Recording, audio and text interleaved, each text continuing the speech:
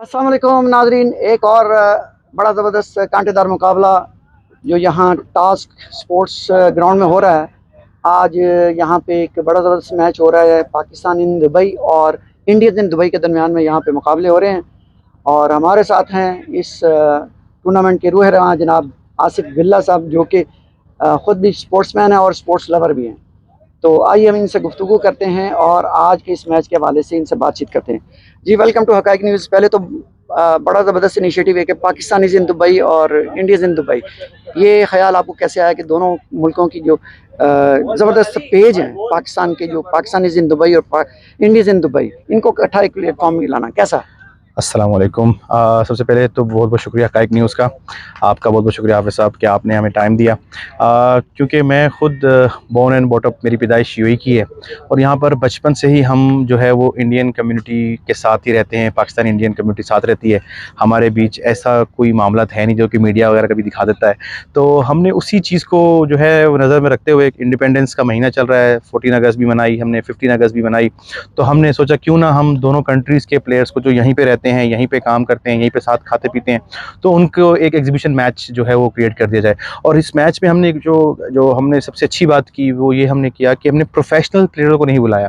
Professional player भी थे यहाँ पे इंडिया पाकिस्तान के, लेकिन हमने यहाँ पे कोशिश की जो कम्युनिटी के लोग हैं, जो शौकिया हैं, शौक से क्रिकेट खेलते हैं वीकेंड के ऊपर, तो हमने अपने ग्राउंड के ऊपर, ये जो टास्क स्पोर्ट्स के ग्राउंड है ज़ैद में, तो हमने यहाँ पर ये मेला सजाया, जिसके अंदर बहुत हम शुक्रगुजार हैं आपका कि आपने हमें सपोर्ट किया, आप हमारे साथ आए। मोतीवाला ज्वेलर्स ने हमें बहुत सपोर्ट किया, आई-टेक ने हमें सपोर्ट किया है यहाँ पर, अल नवाब रेस्टोरेंट ने हमें सपोर्ट किया, WHA कंसल्टेंसी ने हमें सपोर्ट किया। तो जैसे आप देख रहे हैं कि आज माशाल्लाह से मेला सजा हुआ है। हमारे पास आज इंडियंस गेस्ट भी आए हुए हैं, पाकिस्तानी गेस्ट भी आए हुए हैं।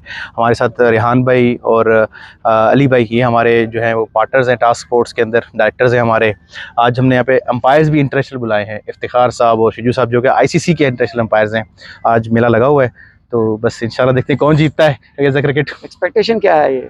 एक्सपेक्टेशन में अगर देखा जाओ, ऑन पेपर बात करूं तो आज इंडिया टीम स्ट्रॉन्ग है वैसे।